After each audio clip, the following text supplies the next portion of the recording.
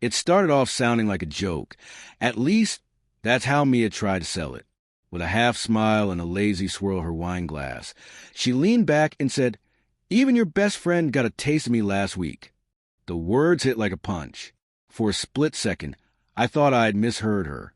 Maybe she was joking, testing me, trying to see if she could get a rise out of me. But the way her eyes locked on mine, the sly curve at the corner of her lips, and the pause that followed, it all said otherwise. My stomach turned.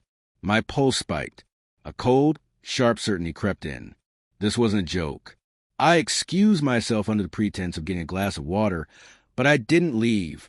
I sat there on the couch, hands trembling, her words replaying in my mind like a broken record until they scraped raw. Best friend. The thought tore through my head, unraveling every memory, every late-night text, every vague excuse about work, every muttered complaint about being stressed.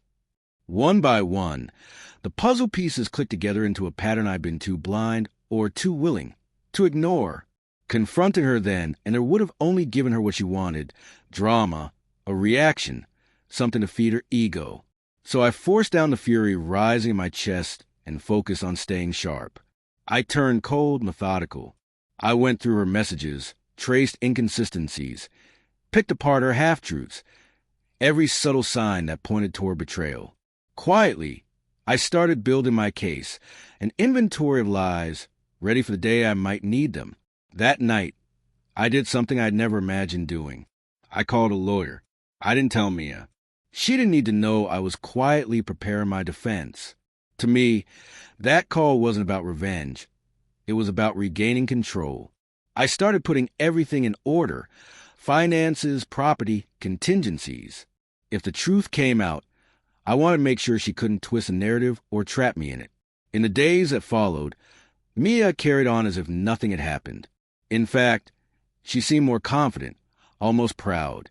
She laughed louder, told stories about nights out, wore that smug, taunting smile like a badge. Every word, every look, every careless joke. She handed me more proof, and I collected it all in silence. No outbursts, no scenes, just quiet patience. Weeks later, when everything was ready, I handed her the divorce papers. No shouting, no theatrics, just a calm, steady handoff. I'd already rehearsed this moment in my mind 100 times. I watched the color drain from her face as she read them. For a few stunned seconds, she stammered, trying to spin excuses, cry, plead, but I stayed silent. I didn't need to argue. The evidence I gathered said everything for me. After that, the messages started coming in: calls, texts, long apologies flooding my inbox. Each one reminded me why I'd made my decision. I didn't respond. My silence became my final statement, a quiet boundary drawn not out of cruelty but strength. Her arrogance, her smirks, the way she treated our life like some private game, it all collapsed under the weight of her own choices. By exposing herself, she gave me clarity. Once I saw who she really was, the next step was obvious. I didn't win through anger or chaos. I won by staying composed, by planning carefully, by protecting what mattered.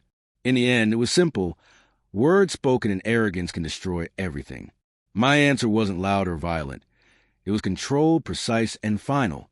I didn't need to shout to make my point. Walking away calm, collected, and untouchable was the loudest message I could ever send.